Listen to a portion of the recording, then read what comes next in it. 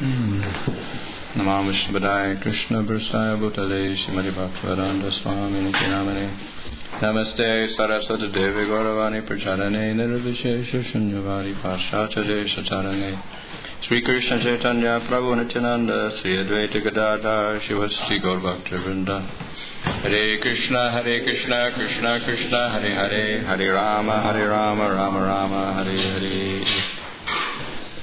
Bhagavad Gita.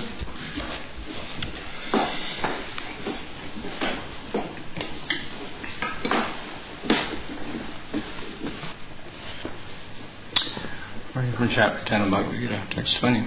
Aham atma guda kesha sava bhuta shayastita aham adischa madhyam cha bhutanam antareva cha. Translation: I am the Supersoul Arjuna, seated in the hearts of all living entities. I am the beginning, the middle, and the end of all beings. Purport: in this verse, Arjuna is addressed as Gudakesh, which means one who has conquered the darkness of sleep.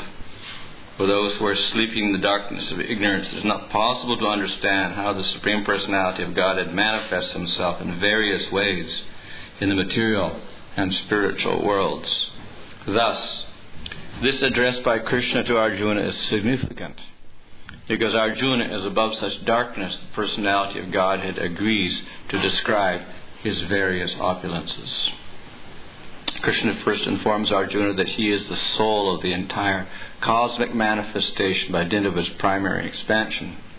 Before the material creation, the Supreme Lord, by his plenary expansion, accepts the Purusha incarnations and from everything begins. Therefore, he is Atma, the soul of the Mahatattva, the universal elements. The total material energy is not the cause of the creation. Actually, the Mahavishnu enters into the Mahatattva, the total material energy. He is the soul. When Mahavishnu enters into the manifested universe, he again manifests himself as a supersoul in each and every entity. We have experienced that the personal body of the living entity exists due to the presence of the spiritual spark. Without the existence of the spiritual spark, the body cannot develop. Similarly, the material manifestation cannot develop unless the Supreme Soul, Krishna, enters. As stated in the Subala Upanishad, Prakriti Adi Sarva Bhutantaryami Sarva Sheshi Cha Narayanaha. The Supreme Personality of God is existing as a supersoul in all manifested universes. The three Purusha avatars are described in Srimad Bhagavatam. They are also described in the Sattvata Tantra, Vishnu's tu Trini Rupani Purushakyani Ato Viduhu. The Supreme Personality of Godhead manifests three features in this material manifestation. Mahavishnu, or Karanadakshai Vishnu, is described in the Brahma Samhita. Ya Karanardava Jale Bhajatis Yoga Nidram. The Supreme Lord Krishna, the cause of all causes, lies down in the cosmic ocean as Mahavishnu. Thus, the Supreme Personality of Godhead is the beginning of this universe, the maintainer of the universal manifestations, and the end of all energy. So this is a verse describing the relationship of God to the material world. That is the Supreme Spirit in relation to matter. And matter and spirit are, in one sense, quite different from each other. We're familiar with matter, one form of matter at least. But we're very unfamiliar with spirit. And yet, there is this relationship there between matter and spirit, starting from the Supreme Lord and His manifestation of matter. From our point of view, since we're in the conditional world, we'll have difficulty understanding about God, our spirit, and soul, and how they relate to this material world. If it's things within the material world, fine, we can put them together. And that's what science does, basically. It puts parts of the material world and explains how they operate together.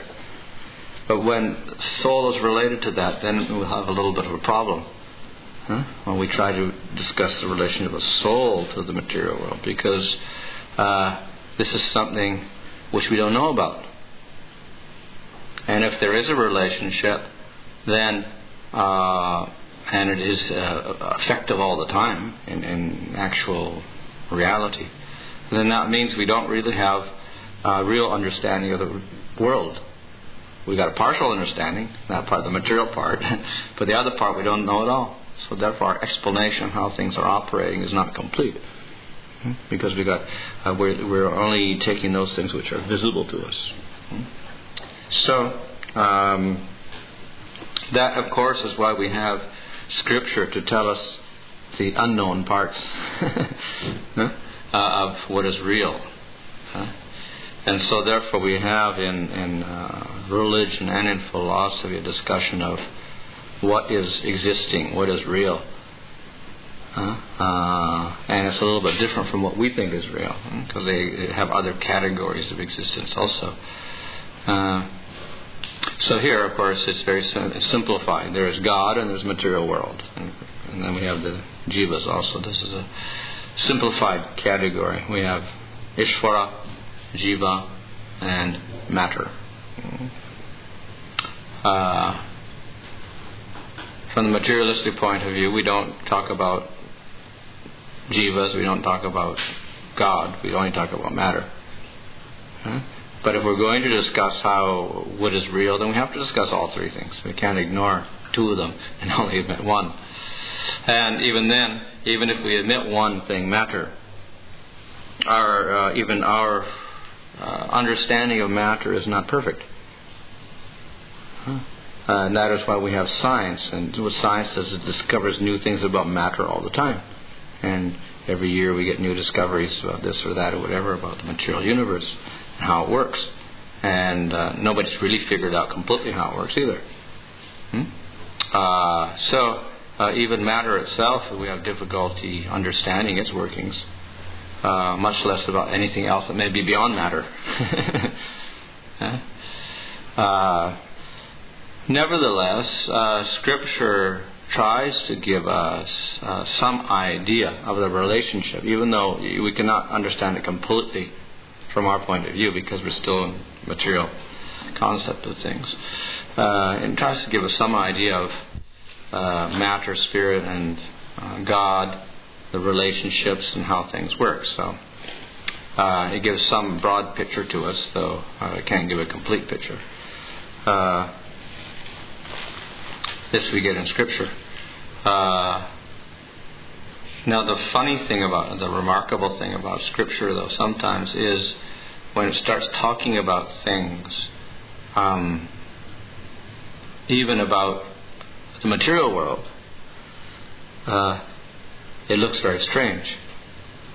And it doesn't even look like the material world anymore. So it's a little confusing to us. So a prime example of that is in the Bhagavatam, in the 5th canto particularly, a discussion about how the universe is structured, and different worlds in the universe, and different beings in the universe, and even if a Bhumandala, the earth planet, and its structure. And it looks very strange because according to what we know about the earth from our own observations, it looks completely different. And we're taught in science that the earth is a big globe and it floats around in space, and there's a sun somewhere, and there's a moon going around the earth, and other planets going around the sun. But in Bhagavatam we don't have that at all. We have everything going around the earth. So and this causes a little bit of concern to us. That we have to accept the Scripture as absolute, and yet it looks like it contradicts, science. And then we have to reject science and say science is all imaginary, and it's not true, and they didn't see these things, and the telescopes are lying, or something like that. Then we get into the rather strange position of being like the Church in relation to Galileo and others, when they said, you look in the telescope and you see there's craters on the moon, or that the moon is going around the earth and the earth is going around the sun, and then the Church says, no, it's not like that. And then later on they're proven wrong, apparently, by science, and then they had to accept. Why? Because the Church said, our Scripture says like this, this, and this, therefore it cannot be, you cannot contradict the Scripture. So we can also say that no, whatever the scientists say is wrong, and everything is going around the Earth, and the Earth is not round; it's flat, as Bhagavatam says. And we can reject all the photographs or whatever that come out of NASA. But in a sense, that also is a little bit, and looks a little foolish on our part if we just ignore everything that science gives us and say it's all illusion. The problem remains is how to explain all these different things which look contradictory. Because it can cause a lot of confusion. An example of that, of course, is in the early days of the movement in the 60s, I think it was. That's when they went to the moon. Yeah? And then Prabhupada said, no, they didn't go to the moon. And some of us got very disturbed by this because they saw it on television and all this, it was in the newspapers. And so, how Prabhupada can say that when we saw them go to the moon. And then they got very, very disturbed, and some people left the movement because of that. So because of the contradiction of, between what we think is real and then what authority says, like Scripture or Prabhupada, whatever, then such a contradiction takes place. We may lose faith in the Scripture and go back to the, scientific world again. So therefore, in the Bhagavatam, we have all these descriptions which look a little strange, or like quaint in one sense, like a primitive construction of the world. And therefore we'll wonder how to take this. Can we take it literally or not? Not in the Bhagavatam, but in other places, of course, there's more other details given. And there's even diagrams of the universal structure. And at the bottom we got a big turtle, and we got some elephants, and then we got some things supporting the Bhumandala. So now it's a little bit strange. How can the universe be like that? If we look down, we'll see some elephants down there, or turtles at the bottom. And it doesn't sound sounds a little bit like fairy tales, So it's a little incredible for us to think this is how the universe is situated. So, therefore, we may take a symbolic, try to give a symbolic meaning or something like that. And then on the other hand, we're told that, you shouldn't put symbolism into everything as much as possible. We should take everything literally. And if we start, making everything into symbolic things, we can lose the meaning also. Anyway, the rule there is that as much as possible, as long as there's no contradictions, we accept the literal meanings. Where there's contradiction with common sense of what we see around us, we may have to question. Sometimes we cannot question also. We still have to accept it literally, because it's things which are beyond our vision or whatever, we have to accept. So if the scriptures say you make this, do this yagya, and the offering goes to the pitras, then we have to accept it, because we can't prove that it doesn't go to the pitras, and the Shastra is saying it does. So therefore we simply accept it. And there's no contradictory evidence also. We just can't see that, so we accept it. Other things, however, may look a little contradictory. Then we have to maybe question, is this the actual meaning of it? The example given not from Shastra, but just from common usage of language, of course, is that sometimes we say there's a village on the Ganga River. Now, if we take that literally, then we have to think of a village floating on top of the water. But that we normally say, no, that is not possible. If we want to take it literally, it may be true in one sense, and there may be some village floating on the water someplace, but no one's really seen that, and we haven't seen that in our experience. So generally we don't take that literal meaning of the word. We take the secondary meaning, which is that there's a village on the bank of the Ganga. So on the Ganga there means on the bank of the Ganga, not on top of the Ganga. So we're interpreting the meaning of the words because it makes more common sense in our normal experience. And it's not wrong. So that's a case where interpretation goes according to our experience in the material world, and then we have to give it that meaning. So, of course, even in Scripture we'll find things like that also, where common sense will just tell us it means this, it doesn't mean that, but we can't take it literally. Anyway, where we get these elaborate descriptions of universe, etc., Right, even up to this with Mahavishnu lying down and then glancing over material energy and zapping it, and then suddenly begins to operate, things like this, and injecting jivas into it. What does all this mean? We take it literally or whatever. It's hard for us to really conceive of all this. There are various approaches to the question. Commentators, of course, like our commentators, don't go too much into the details about it, like the universal structure, just what does it mean or whatever. They simply accept it, that it exists somehow or other in this form, but how it exists, again, they don't say. But needless to say, yes, everything exists somehow or other, and it's true in one sense, but then the whole question is, how is it true, and what way are we to accept it? So there's different elements here of things, we have to discuss. There, of course, is a structure to the universe with the mandalas going outwards and then the planets going up and down. That's one thing, the very physical nature of the universe. What is it? Then there is a description of the inhabitants of the universe. We have all sorts of descriptions of different types of beings. Bhagavata mentions, so many types of creatures around. Even in there's different levels. We have our Bhuloka, then there's Bhuvarloka, and Sargaloka, Mahajana, Tapa, Brahmaloka at top, and we go down, and we get the, Sutala and Atala and Talatala, etc., down to Patalaloka on the bottom, which we haven't seen. It's very difficult to conceive where they are. And then each of these realms has beings in it, living beings somewhere in it. And Bhagavan describes even in the Bhuvarloka, he gives a long list of entities like Bhutas, Rakshasas, Pisachas, Kushmandas, Gandharvas, Apsaras, Siddhas, Charanas, etc., etc. Long list of beings, we never even heard of them, existing on that level.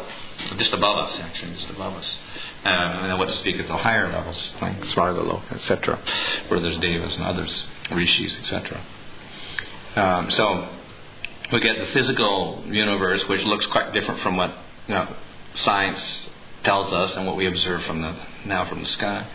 And then we get the entities, the different living entities also within the universe, which we also really don't see under normal circumstances in this life. All sorts of different beings, all the way up to Lord Brahma. And then finally, of course, Bhagavatam, beyond this, we get the spiritual world, which science cannot say anything about at all. Anyway, as far as the material world is concerned, in the fifth canto, we do have some discussion of the structure. So the structure, of course, is, as I said, controversial because it looks very different from what science says it is. And how are we to consolidate the two ideas? Because it also gives dimensions even in the Bhagavatam. So many yojanas, this to that, now all the way up, and so many yojanas from dvipa to dvipa, like that. So it's quite exact in its measurements for some reason. And if it's only symbolic, why do they pay so much attention to giving exact mathematical distances for things? So, of course, we cannot really understand everything completely. We can just make some attempt to understand some aspects of it, or at least bring out some of the curious possibilities of how these things are like that.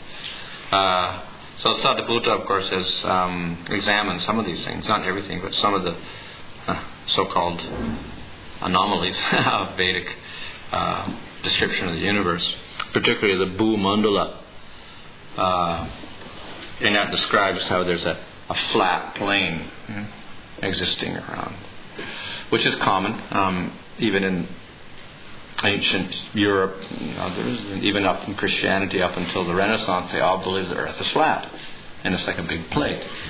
And you go off the edge. If you sail off the edge, you fall down. Just go off the edge and fall down. So that was a common conception.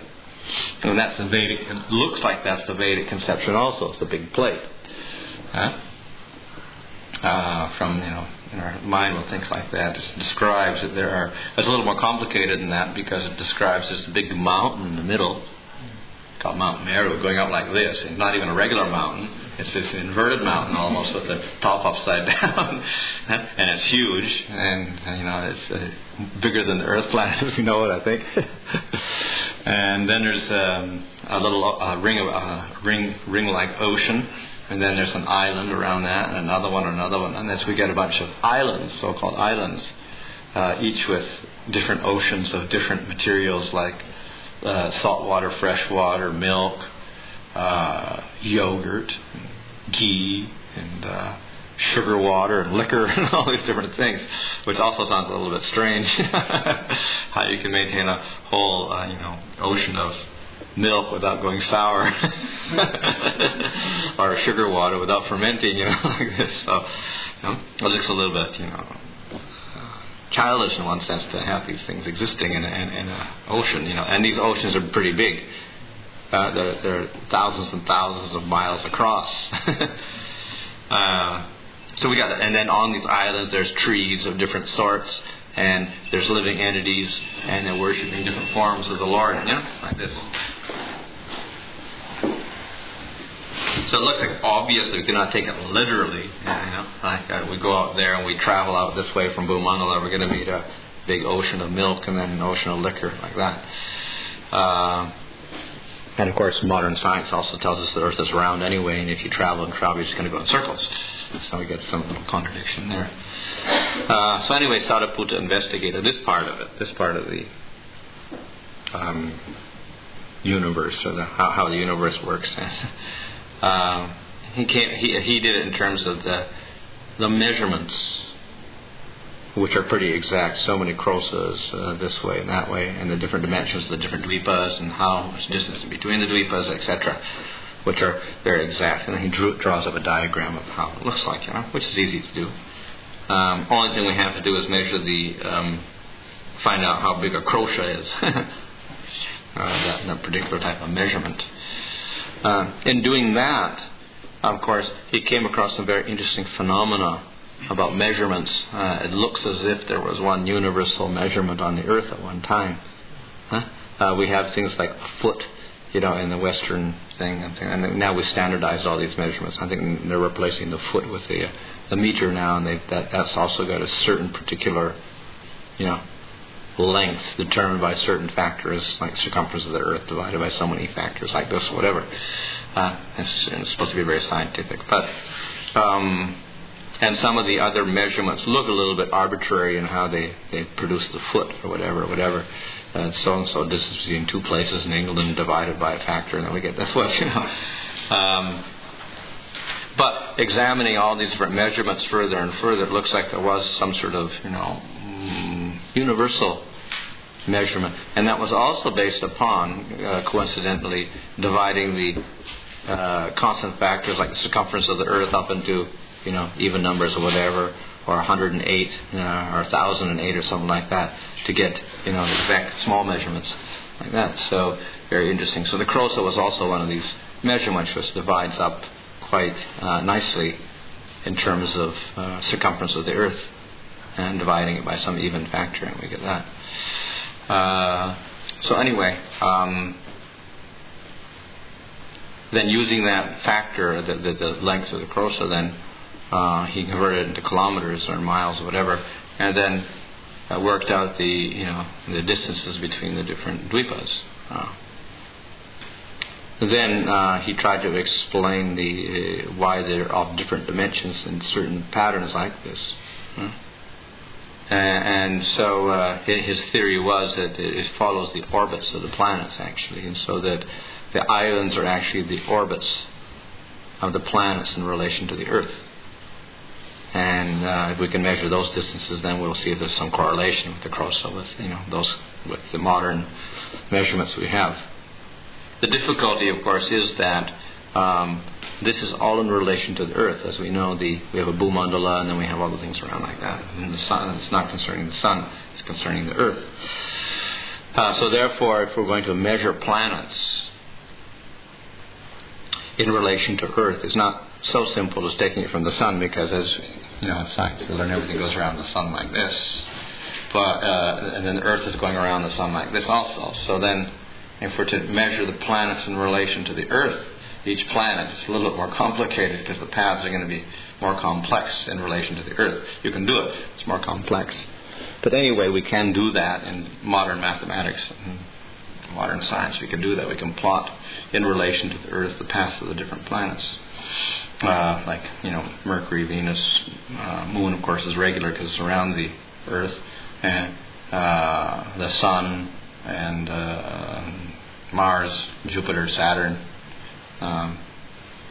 And what happens, of course, when we take the Earth as a stationary body, even though, according to modern science, it's moving around the Sun, we take it as a stationary body, then the other planets move in rather strange-looking orbits, like curlicues, like this, or like this, in relation to the Earth, like that. So that means they have not just one line of orbit, but it's actually a wide. There's an inner and an outer orbit, which is constant around the Earth.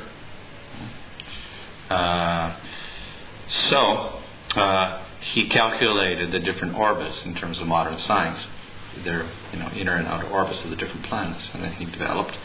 We got islands, so to speak. Inner and outer orbits are the breadth of or the width of the different islands.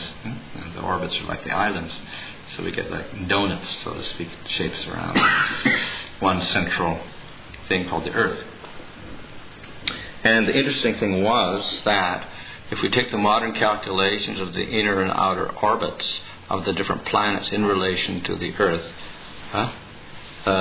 it corresponds very closely with the islands of the different dweepas, the dimensions of the islands to take, because it gives there, I think, the distances from the Earth to this one, and then the distance between this one and this one and this one.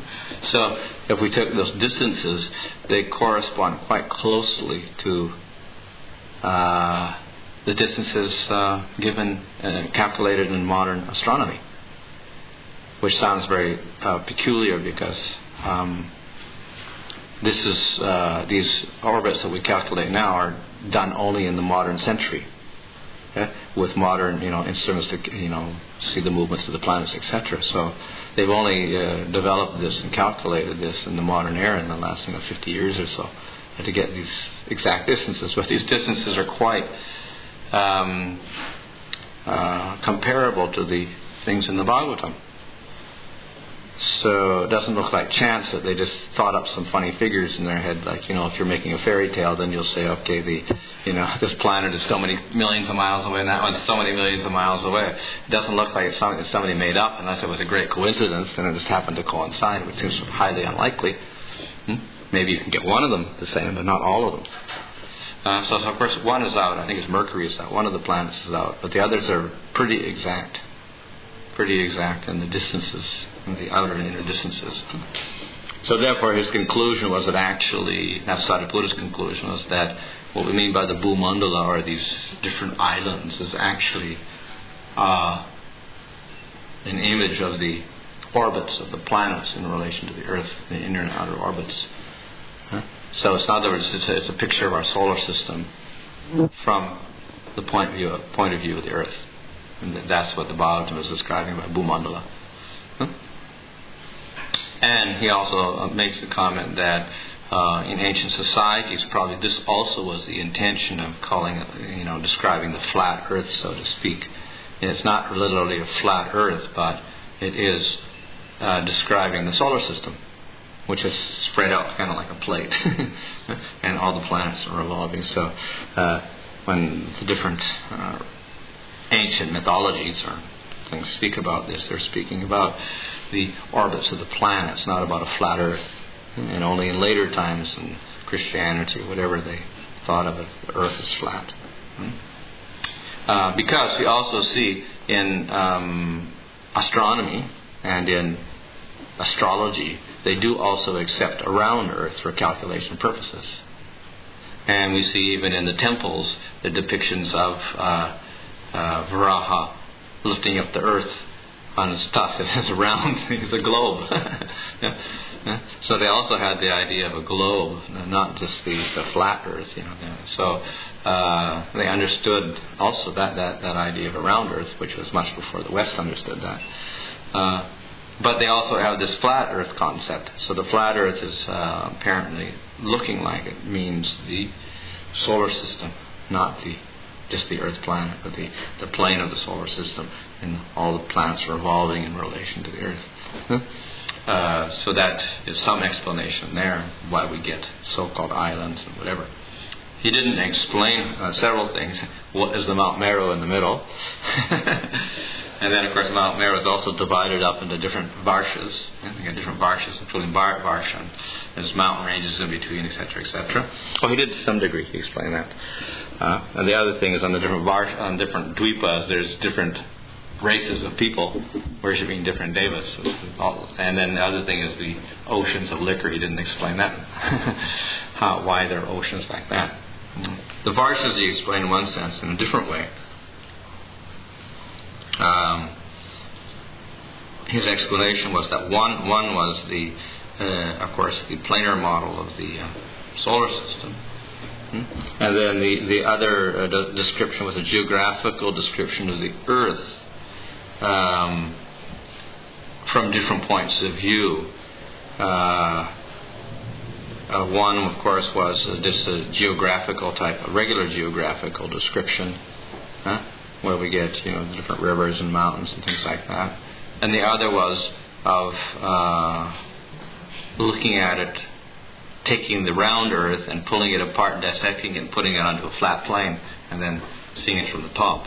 And we get top, one center, and then we get the different continents and things around it in different areas with mountain ranges like that.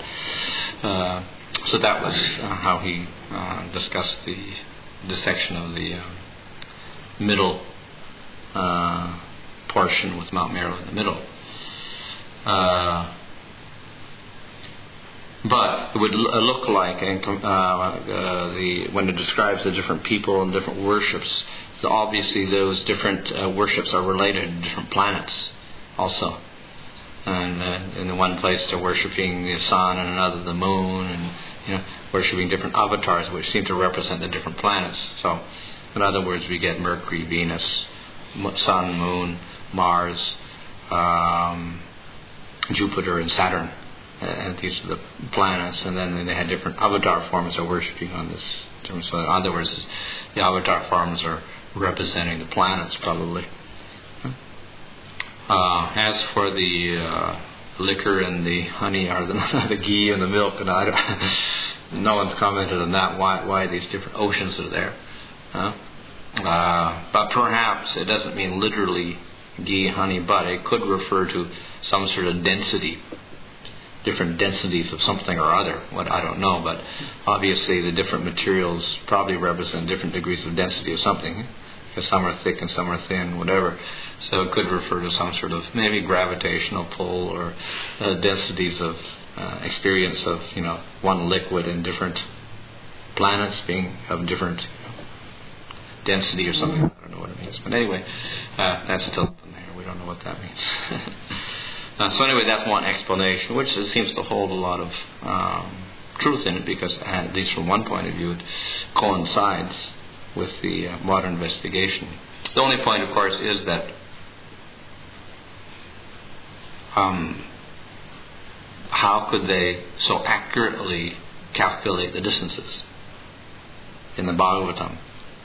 Now, of course, the modern people make the Bhagavatam maybe 1,000 years old or something like that, or maybe 800 years old. I don't know what they put the date at, whatever.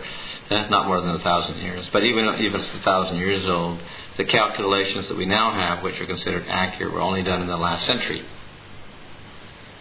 And with sophisticated instruments that we have now. But these calculations, whatever they did was done 1,000 years ago, or of course we take it 5,000 years ago. So how did they do it?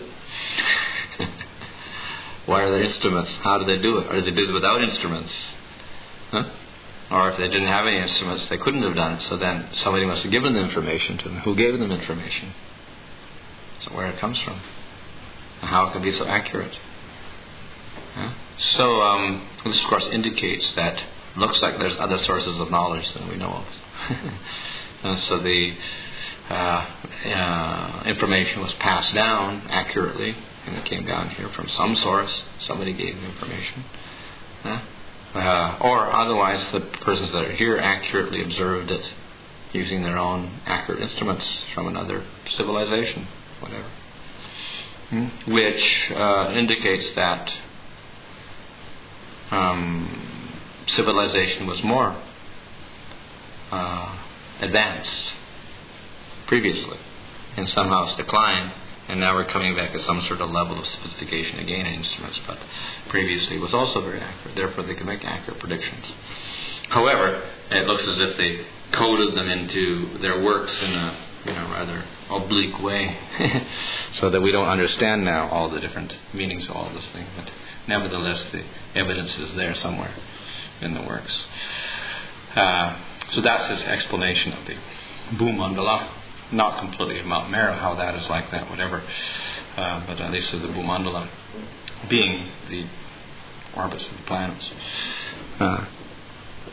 So that's interesting, and it gives us another perspective on Bhagavatam, how to read Bhagavatam and see it.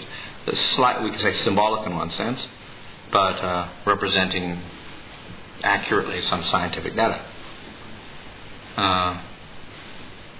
Then the other point, of course, is how the thing, we have the one description going outwards, and then we get another description of the different planetary systems going up and down, and how to understand that in relation to the Earth, because where do we put the lower planetary system? Inside the Earth? But then the Earth is round, so then where they go just inside of the center of the Earth.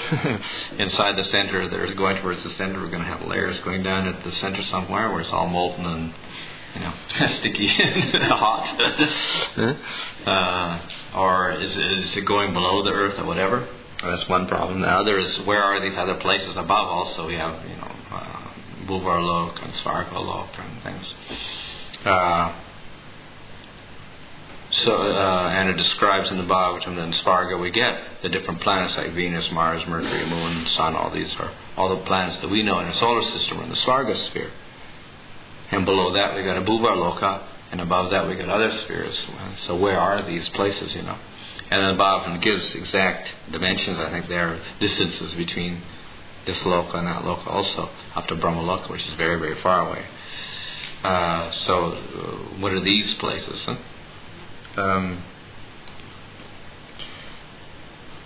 Do they exist in this material world? And telescope-wise, of course, we can't see them. All we see is a bunch of stars up there and other things. So anyway, difficult for us to conclude anything, but what that seems to represent is the higher forms of life and higher forms of existence, obviously with higher forms of matter also. In other words, we can say it's other dimensional, other levels of reality, we can say, higher levels of reality. Still in the material world, not spiritual reality, but still in the material world, which means we have to accept other levels of existence, other higher levels and lower levels. Below us are lower levels, and there's above us higher levels of existence, where the consciousness is more refined, or the bodies are more refined, made out of different substances, and therefore capable of doing different things and living different lifespans and living in other situations, and we cannot even see them because we're on another level of existence. And of course, up until now, science has not really accepted things like this, as other dimensions, etc. But ultimately, with in some areas of science, again, they do accept other dimensions. Maybe not in the way we're discussing, but they do accept the idea that there are other dimensions other than 3 dimensions that we have. But due to other anomalies in the modern world, more people are seriously considering that there are other worlds, so to speak. material worlds, which we normally can't access, and which do exist. It's hard to describe where they are, whatever. They're just other worlds. But Bhagavatam apparently is putting them in a category from the densest all the way up to the subtlest. That's all. So we got the densest in Patala-loka, and we got the subtlest up in Brahma-loka, and our Earth planet is in the middle somewhere. And there's higher beings and lower beings. Generally, those at the bottom are the demons, the tamasic beings, and those above us are the deva-like beings, higher beings, with one exception, and that is in the Bhuvar sphere just above us. That is mixed area. There's good and bad things up there. And we got the Rakshasas and Pisachas and things like that, Gandharvas, and then we got some good beings up there also. So just above us we got a mixed field who are subtle beings, and therefore they're considered above us, and therefore they're more powerful than us, and they can do more things than us, but at the same time they may not be more sattvic.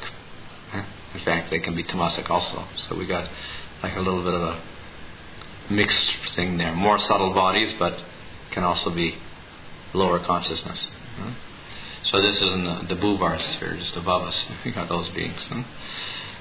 So therefore the Bhagavad is describing these different levels of beings, from the most tamasic to the most sattvic in the universe. That's these different levels. So we cannot hope to measure their planetary system by normal means, because you won't find it with the regular material telescope or anything like that. Satyaloka, you can't locate it in the same way as you can locate Venus or Mars at the Sun.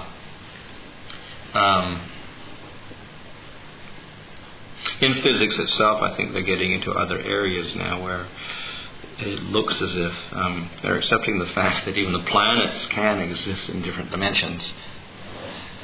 And there's some theories that even Jupiter, which now is it's just a planet made out of gases, frozen gases, they say, is also a sun in another dimension. And therefore we have two suns. We have our sun plus another sun. Jupiter is a sun also, but it's in another dimension. We can't even realize what it is. It's apparently another sun. Anyway, there's some theory like this. It's also a sun. So, in other words, we do have other dimensions existing or getting accepted in science also. So that's theory there. Now, it's kind of late. What to do? No. Probably I'll just talk about the evidences tomorrow. Some evidences, not just to go over everything. Sariputta, in another book, of course, that's his Alien Identities. He's discussed the phenomena of UFOs and aliens and things like this, which is a controversial subject. And for modern science, it's very controversial.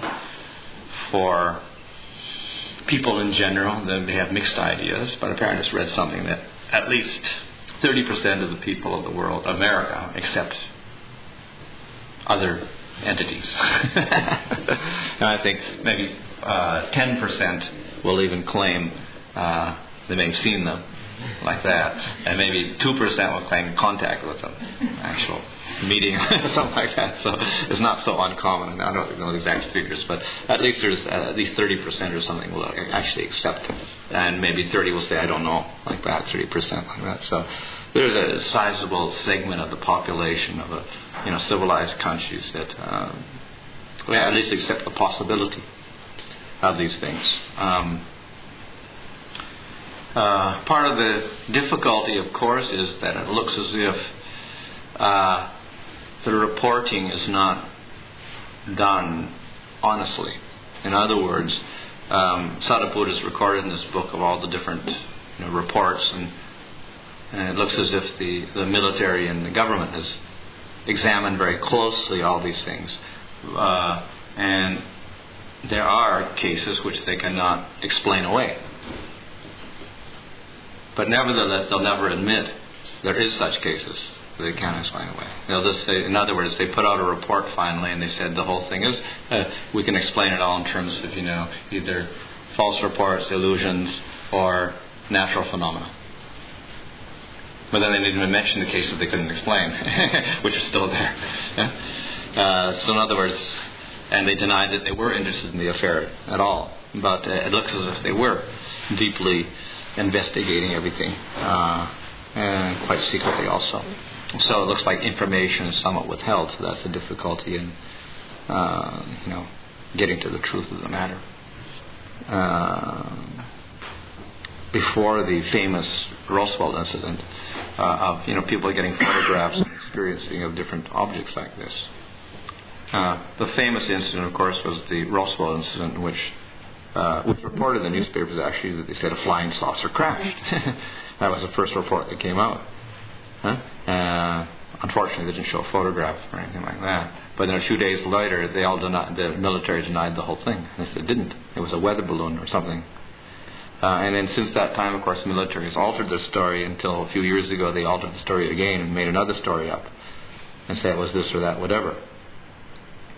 And there's always been a little bit of denial on some people's part, and on the other hand there's been people saying, no, we saw the things, even military people. They're saying that, we went there and we got some things which were not weather balloons and they were made out of some strange material, and different witnesses like that and coming up.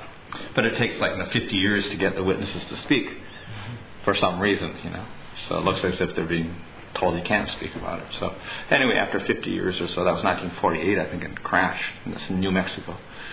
It looked like it crashed anyway. That's the story.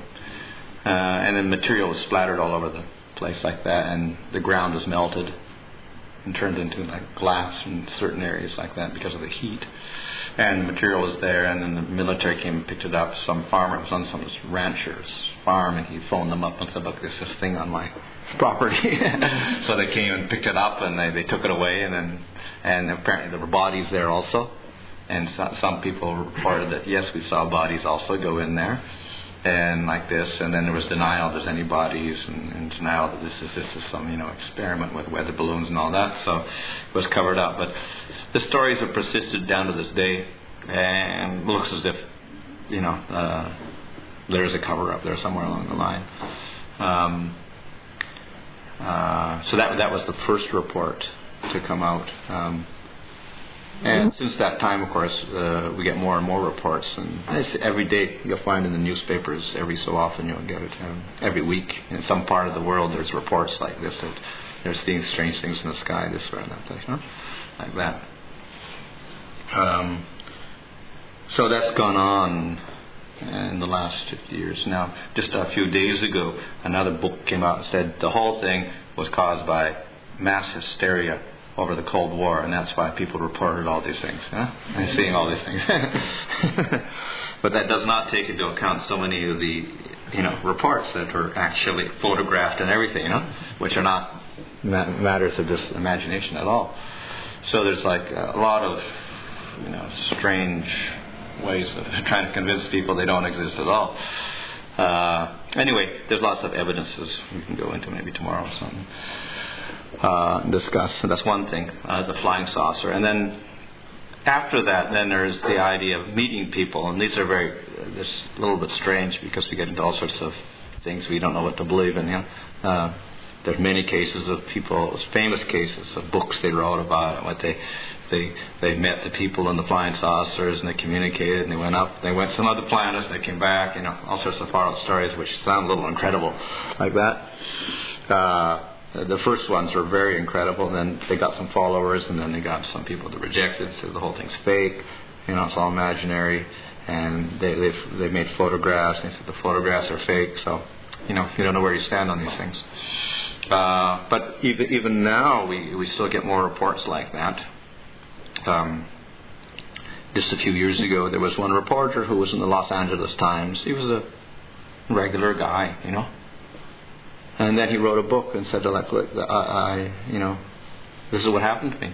They got me and they took me up and they put me up in the spaceship and they did all of this to me. And he made a whole report of all the messages he got from them, what they said to him and everything, This is what, that's what I experienced, and this is what I'm telling you, and this is their message, like this, and he's a straight person, in the material world, nothing freaky about him, nothing. He's not crazy. He's just a normal person who was a reporter in the newspaper. He comes out with that story. So that's one side, and then we get some more other reports. Sadhaputta in his book, of course, he recorded one. I think it was the Betty Hill thing where there was actual abduction, and they were taken into a spaceship and examined and this and that, and they were terrified. These beings were doing all sorts of things, experiments on them and taking parts of their body out, things like this. And then they got put back in their car and they lost their memory. And then they went home and they couldn't figure out, what happened for so many hours in the night. They were driving along the road, and the first thing they know, they're in their house, and in between hours are missing. So then later on, their minds got so troubled they went to a doctor, and then eventually they went under hypnosis, and then they started saying all these funny things in hypnosis, how they were abducted, and they went in the spaceship and everything like that. The big famous case in ufology. And their case seems to be, as far as they are concerned, was true in that they actually had these experiences. And this is, since that time, there have been many other cases like this where people have these stories of getting, taken in spaceships and experiments. And then further upon that, then we get other cases of what we call these abduction cases, which have been studied by various groups of even serious people. There's one Harvard scientist, doctor, psychiatrist. His name is Mack. He did investigation.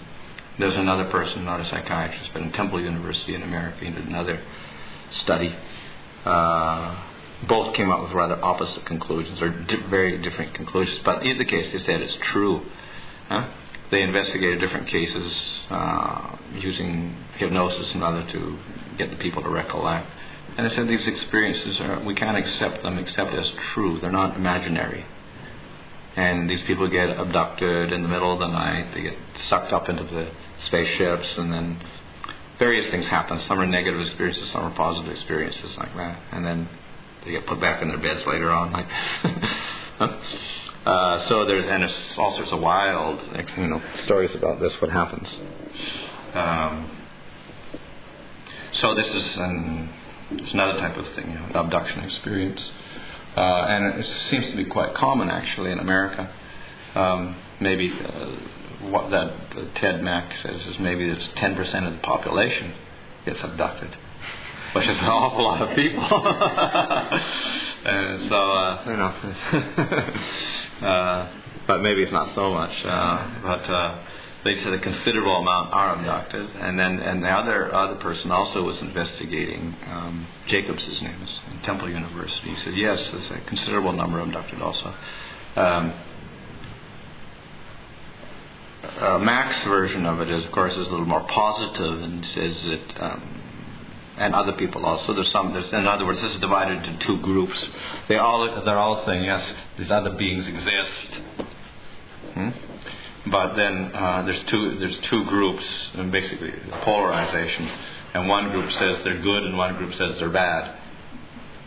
So we got them as portrayed as demons who are capturing people and experimenting on them and doing genetic experiments and breeding hybrids and all this, which even the doctors admit it seems factual. They're doing this because of all the different reports coming out. They impregnate the women with things and take the fetuses out and put them in the craft and breed these strange-looking children like that. So they've had many reports like that. So that's one thing, and so therefore, that one conclusion, the one side is that there's these aliens up there breeding these offspring to eventually replace the human beings and control the Earth. That's one scenario, to dominate the Earth planet. So that's what he's warning, the one person at the university. The other one says it's more benevolent, and they're doing these things, and of course they're actually trying to save humanity in one sense from getting extinguished or getting wiped out by producing new breeds and whatever like that. So it's two opposite categories there. Along with that, we get religious teachings and also the warnings of catastrophe for the Earth. And a lot of the messages they're getting is that the earth is going to get destroyed eventually due to our corruption and pollution, etc. All sorts of warnings like that are coming. And the other is directly spiritual. For instance, the man who was in the newspaper reporter, he said, and through my communications, what I understand is that these people accept that there is a soul, and the soul is eternal, and there's a God. This is what they're trying to teach us. So we get, wide variety of experiences and messages coming from them, from great threat and fear to, and exploitation to benevolence, and even to spiritual things coming out of these different experiences with these different beings. So, who they are and what they are is a matter of controversy.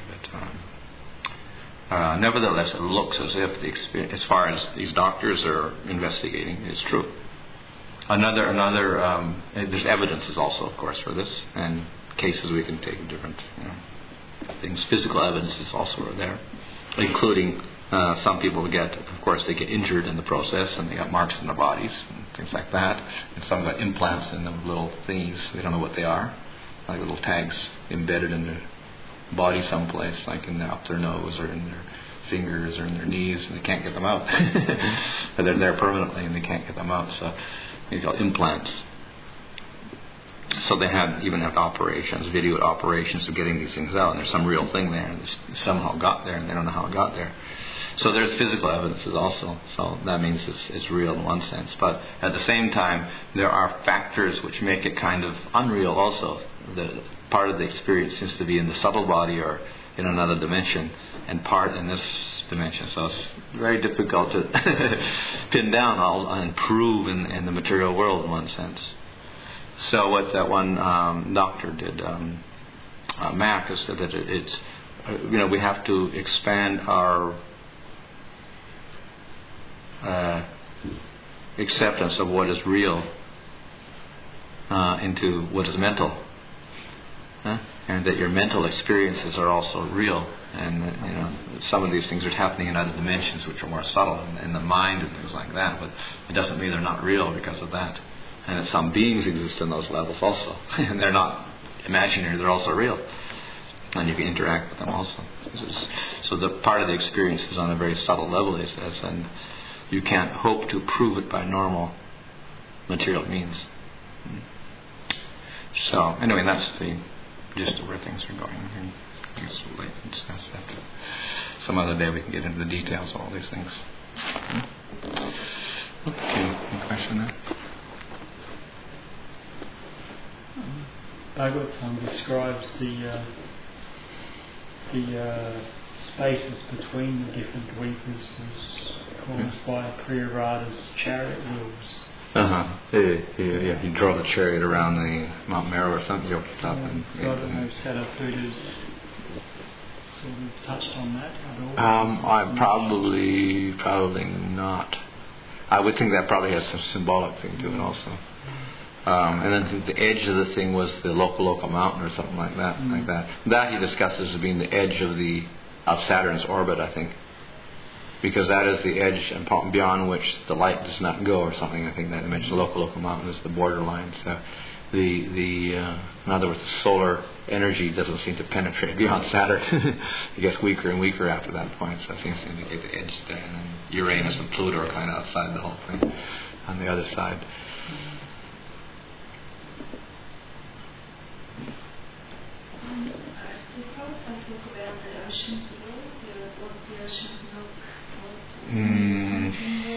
I don't, not in detail. I don't know if anyone asked him also about that.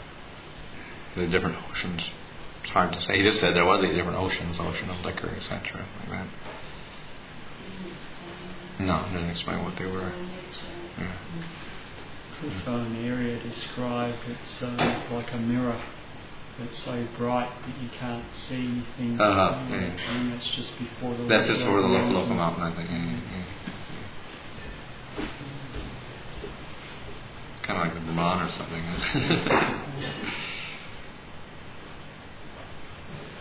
So I think Sadhguru says in the Vedic Cosmology book that his understanding is when Varaha lifted up the earth planet, it was the whole Bhumandala plate that he actually lifted up. Oh, which mean the whole solar system then? Well, no, just the Bhumandala plane, like that's how he described it. Which would mean but then he's saying the Bhumandala is the solar system in one sense, the plane of the solar system, thing like that. Though in the depictions we see that the Varaha's lifting up a ball, a globe, like that, which is like the Earth's planet as such. So it's just you have to be able, if you want to draw it, you have to, draw some form. Draw something. But he's based that on different prayers that have been offered to Varaha to save them, and they were coming from all different parts of the Bhumandala inhabitants. It wasn't just the earth planet. Maybe the whole thing fell and got tipped over out of orbit.